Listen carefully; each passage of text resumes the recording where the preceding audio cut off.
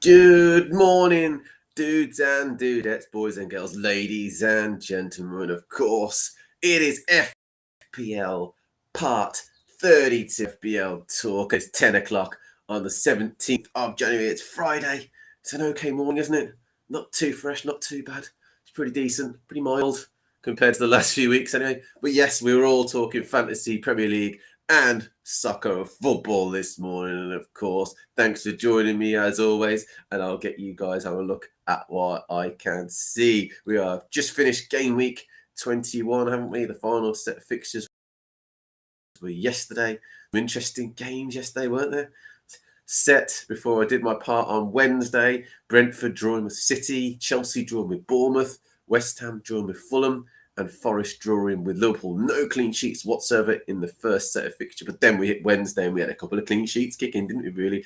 If you've got any Villa assets, well done. You got your clean sheets as Villa beat Everton 1-0, didn't they? Watkins getting that goal. Once again, Rodgers punishing me for selling him way back a few weeks ago.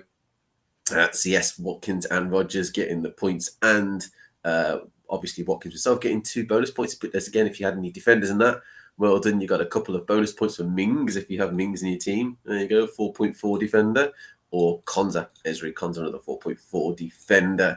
No clean sheet, and even a yellow card for that matter for Pickford, who only made 2 saves. So you didn't get a great amount of points in that game, really. You ended up getting 1. You got away with it, really. And then there was the Leicester vs Crystal Palace doing well. They always go under the radar, don't they? Solid team to a degree. Glasner's got them playing well. Really good performance yesterday. Mateta back on the score sheet as well. Eze doing well. Ismail Assar was questioning whether he'd be involved much. He got an assist in that game. So yes, good result from Crystal Palace, and also a goal. There you go. Rare goal for Mark Gahey. Again, he would have got clean sheet as well on that one. So really good set of points and the bonus points. So in the end, he ended with 15 points. Mark Gahey with that goal, clean sheet, and bonus points. Really good performance from him. 4.5 for people going to jump on that bandwagon, maybe. Mateta got 2 and Lacroix got 2 as well in that game. Nothing for Leicester. Bit of a whipping team, aren't they, really, in the league, the Premier League itself. The 2-0 win for Crystal Palace, win yesterday on Wednesday for Newcastle, 3-0. They're going really good guns, aren't they, really? Isak with 2 goals and an assist. Really good performance from him, as expected. Gordon got his usual goal, didn't he, really? I took Gordon out earlier on in the season, actually. I had him in my team, sort of game week 1. And he went out in the end. So doing well since I took him out. There you go. It seems to be that typical curse. Dubravka, is he giving owners a final few set of points, really? 4.3 million. Goalkeeper apparently due out and going to leave Newcastle as well. Got 10 points. Could that be the last game he plays for them? Well, look at the history of that. 6-6, 6-6, got 3 against Spurs and 10 against Wolves. Really, really good set of points there from Martin Dubravka. The bonus points went 3 to Isak, 2 to Dubravka, and 1 to Gordon.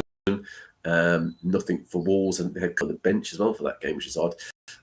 He's actually now suspended as well for a couple of games for Wolves, isn't he? So he won't be in their team for the next few games.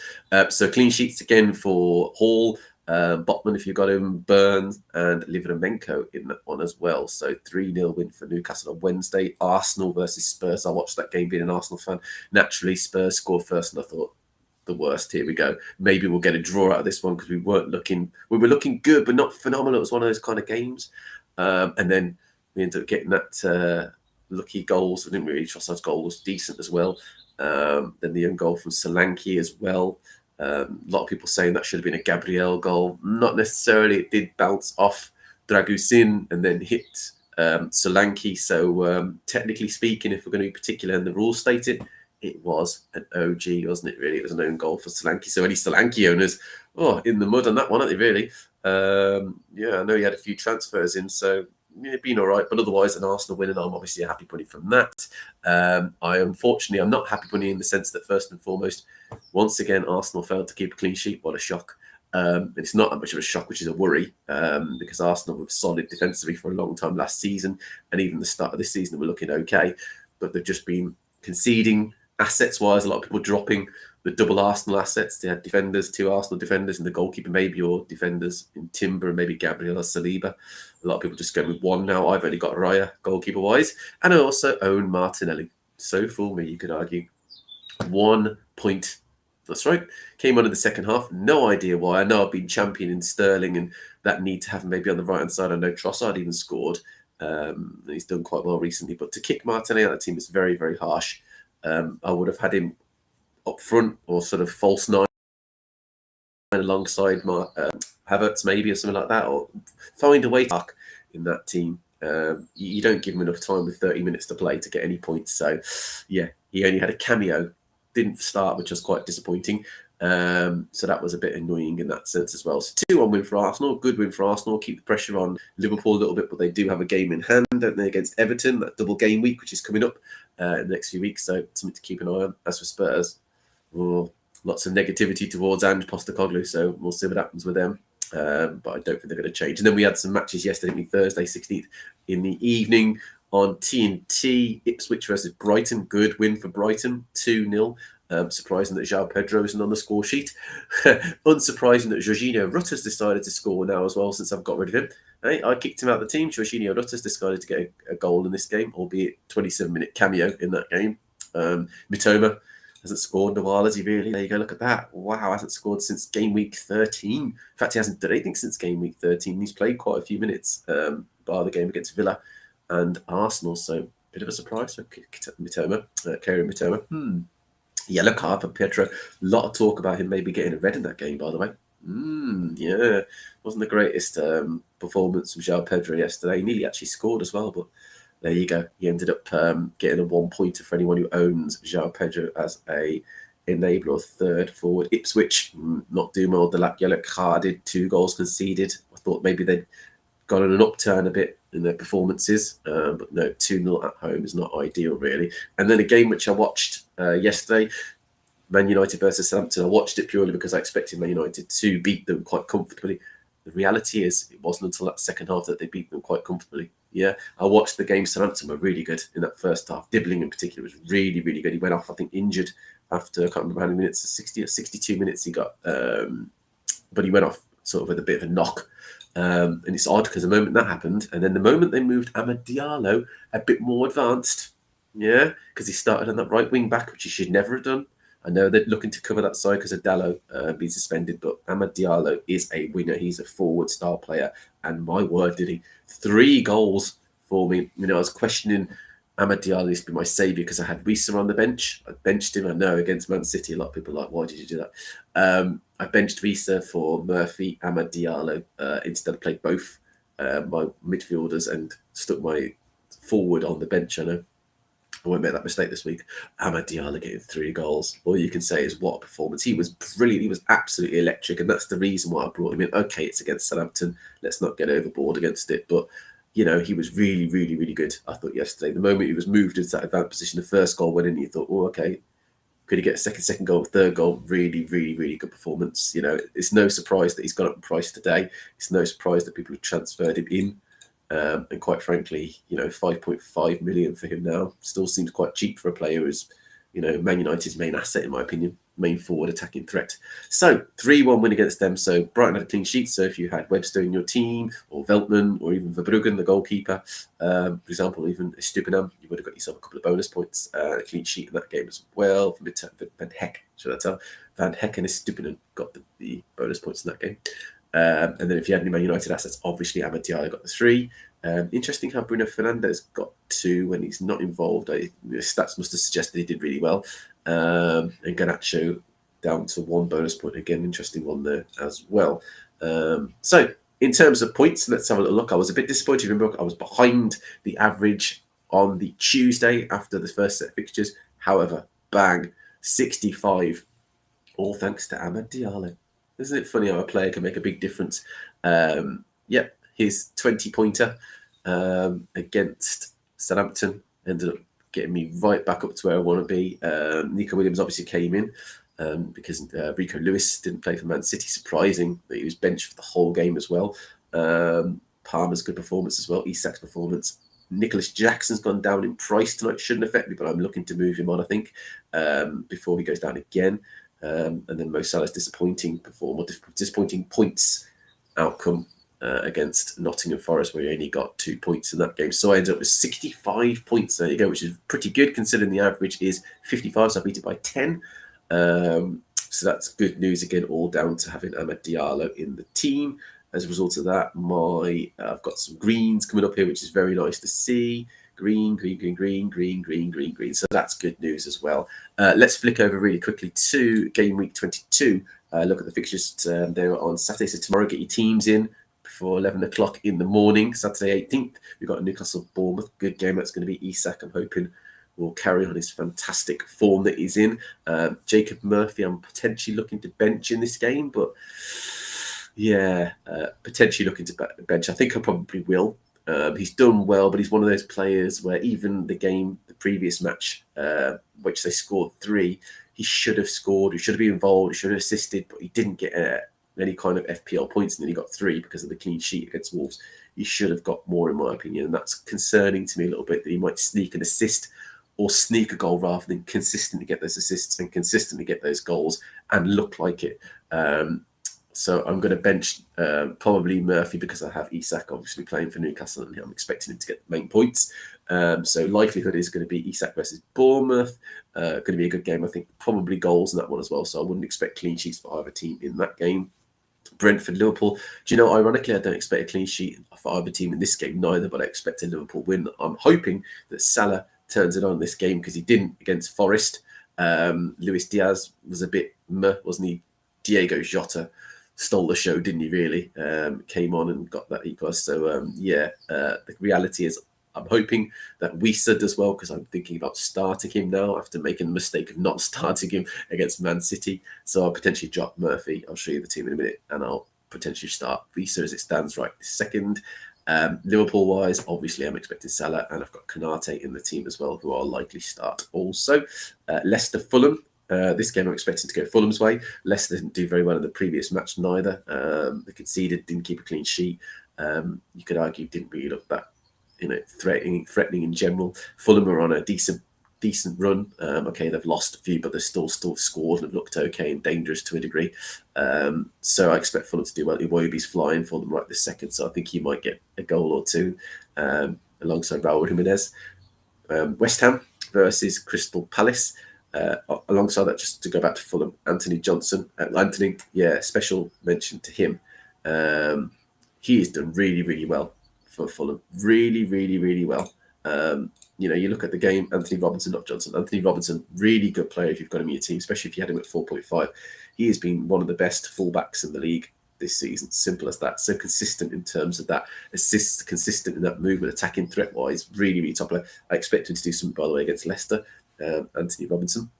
West Ham, Crystal Palace. Still not time for Bowen to come back from injury, but they've been plodding along, albeit conceding. I was toying at one point between Fabianski and Raya again.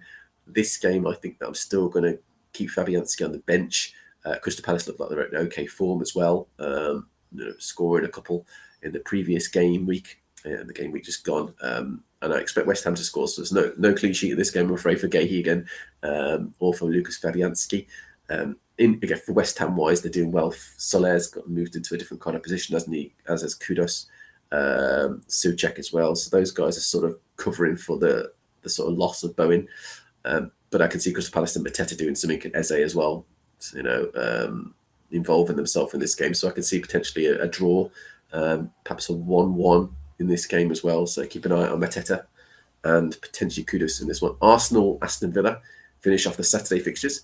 In terms of this game, it's an interesting one because Arsenal play Villa usually, and it's a bit tight. And I think it'll probably be a tight game as well. Again, I actually think that it could end up being a draw in this one. I really do. Annoyingly, I'll be an Arsenal fan. I don't want that to be the case. I want Arsenal to scrape the win, maybe a 2-1 if they're going to win. I can see Villa scoring. I can see Villa unleashing a bit of John Duran on us, and him potentially getting the goal or linking up. Rodgers and Watkins look good again. So Rodgers, Watkins, Duran, that kind of triangle of players, either up front. I can see them potentially scoring against us, but I can also see Arsenal scoring. And I'm hoping Martinelli actually starts this game. That would be nice, wouldn't it? It would be lovely. So, yeah, fingers crossed Martinelli starts. Raya will play. Again, I'm looking at a 2-pointer in goal. I think for this one, I can see Villa scoring. Probably a 2-1 if Arsenal want to scrape the win. Otherwise, potentially a 1-1 in this game on Saturday evening. Then we flow over to Sunday, don't we? Everton, Spurs. odd game, isn't it, really? Can I see Everton a bit toothless in a sense? They need to desperately get attackers in. And I think that's going to be the same. They might squeeze a goal, maybe. Ndai, he looks like the most dangerous, isn't he? Ndai, maybe he'll get a goal. Unlikely, though. I think Spurs will scrape the win on this one. Maybe a potential 1-0, possibly that. Maybe a 2-0. 1-2, something like that. I think Solanke's going to get back on the score sheet for them, and Son's going to be involved to keep an eye on those two guys. If you've got any Spurs players defensive-wise, I think you might be okay. I think we're due to see Van de Ven and Romero back for Spurs, so that might make a big difference very soon. So yeah, 1-0 potential on that one. Everton, unfortunately, I think they're going to concede. So Pickford, I don't expect to get a clean sheet in that game, nor the rest of the defence. Man U versus Brighton. I think it's going to be a better game than people think. I can actually see a couple of goals in this. I could probably see a 2-3, 2-1, something like that. A few goals for both teams. No clean sheet for United again, unfortunately. So if you've got any United defenders, I can't see a clean sheet, even though it's Brighton. I think João Pedro will turn up, probably even get a penalty in this game and score it and get a goal for Brighton. But I can see, as always, hopefully, Amad Diallo getting a goal, doing a bit of damage to the Brighton defence. Him and Fernandes link up really quite well. So I think those two are going to be involved in the goals in this one. Maybe goals and assists for each. Forest versus Southampton. A really good game if you've got Forest assets. I think you're licking your lips at this one, aren't you, really? Not only thinking clean sheet, although Southampton did really well against Manchester United yesterday. Dibbling, hopefully his knock isn't too serious. He went off with a bit of an injury, a knock. If Dibbling comes back into the team, I can see him, teasing the Nottingham defence a little bit. Whether he does anything, I'm not sure, but I think Forest will hold out and get a win this game. Likely a 2-0 win as well. Chris Wood, come on, how can you not say his name without being in the Forest sentence, really? Chris Wood, I think, is going to score a goal, isn't he? Morgan Gibbs-White involved in that. I do like Elanga and Hudson-Odoi on those wings. Really, really good, direct, pacey wingers. So I could see something from those two. Maybe even a defensive goal as well. Maybe a Murillo goal or a Milinkovic goal. I'm hoping for a clean sheet because I have Nico Williams as well. So I will be starting Nico Williams for Forest versus Southampton. Chris Wood, the man to watch in that one. Ipswich versus Man City. Annoyingly, I can see Ipswich scoring. I can see Rico Lewis playing, my defender in this game as well. And I can see, annoyingly, also Haaland getting a goal, making me desperately want to think about bringing him in as well. Foden's being good, so I can see potentially a 2-1, a 3-1 win for Man City in this game. Savio's being good, isn't he? So I can see him do something in this game as well. Him, Foden, Haaland, even De Bruyne, those four involved in goals and assists in this game to make it a 3-1 win. Ipswich, Delap, don't forget he's going back again to Manchester City, to play Manchester City. It's one of his old former teams, so I can see him potentially squeezing a goal. Hutchinson involved in that one, so probably a 3-1. And then we roll over to Monday night with Chelsea versus Wolves. That's the last fixture of game week 22. In terms of the points, and I can see, Cunha's out for this game, isn't he? So Chelsea, I think, will win it. Maybe a 2-0 again, maybe a 2-1. Cole Palmer's the man to watch, obviously, isn't he, really? Keep all eyes on Cole Palmer. He'll get goals and assists. I've got Nicholas Jackson for another game week as well. So I am hoping that he does something. He's just gone down in price, so he needs to do something. He got an assist in the previous match, but missed a bucket load of chances, as always. So I'm hoping he buries one at least and just proves a few doubters wrong and got rid. So I can see Chelsea winning 2-0, maybe I could do with a 2-0 because I've got Colwell in my team. So maybe a 2-0, a 2-1 in that game as well on Monday. So the team I'm going to pick for this game week coming up this weekend, game week 22 as it stands, is like this: right in goal for me against Villa, Konate against Brentford away, Nico Williams against Southampton at home. I think everyone's going to have their Forest defenders up for that game. Lewis against Ipswich away. Hopefully he plays and starts. Palmer as a vice-captain against Wolves. And Mo Salah, I'm going to stick with him as a captain despite him disappointing against Nottingham Forest. He's away to Brentford as a captain. Martinelli, hopefully, again, he starts and does something against Villa. That's a tricky fixture, that one. So Arsenal versus Villa at home. The Emirates, Amad Diallo, definite in the team against Brighton at home. As it stands in second, I've got Wisa starting against Liverpool at home. For Brentford, Nicholas Jackson starting at home for Wolves, and a home fixture for Isak against Bournemouth. So that is the team right this second. The bench is Fabianski, home to Crystal Palace. Jacob Murphy home to Bournemouth, first on the bench. Colwell at home against Wolves, toying with bringing him in maybe. And Kwanzaa, who is sort of an extra on the end, but will never really start as long as Konate is fully fit. But good to have him just in case something happens. So that is the team to face this next game week 22, starting on Saturday. Don't forget, I'm on all the socials, as you guys know. I'm on Facebook, AJP 85 hyphen channel, AJP 85 hyphen channel. I'll get it right eventually. X AJ 1985p. Twitch A_J_P_8_8_5, and as always on the wonderful YouTube, where I put my videos after they've been streamed, or where I stream live, AJ Hardy 85. As always, follow, subscribe, like, do all the usual things, and more importantly, people, comment, and we can talk all things fantasy, we can talk all things football, and see how we get on, really, and give each other advice, etc. I've had some comments. One of them so far has been there's no audio on the video, so I'll take that as a comment. But yeah, let me know about how many points you guys got on 21, game week 21. Let me know your thoughts of game week 22, what you think of my team for 22. Hasn't changed a massive amount. 65 points was my final point score for this game week. Did you guys beat that in terms of points? How many did you get if you did beat it? And who's the person to look out for game week 22, in your opinion? And the game of that game, in my opinion, the biggest game for that week. It's an odd one, really, isn't it? Possibly the Newcastle-Bournemouth game now. It's game week 22's match of that week. Potentially, maybe the Chelsea-Wolves, if Cunha was playing, it would be. Arsenal-Villa, people look at that one as maybe being a crunch match as well. So perhaps the beginning and the end of Saturday's fixtures. The Newcastle one against Bournemouth and the Arsenal one against Villa. Maybe those are the picks of the game week 22. But otherwise, don't forget to get your teams in before 11 o'clock tomorrow morning. Prep it all up. I do it well in advance just in case. We'll look really quickly at the price predicted before we finish. Robinson expected to go up tonight. Wood expected to go up tonight. Enzo expected to go down. Gomez from Wolves going down potentially. João Pedro, but he's injured, going down. Smozik's going down potentially, but he's injured. Cook going down. Kiwior, Dennis, Onana from Villa, Murphy from Newcastle, Face, Target, Kovacic, Gauchi potentially going down tonight as well.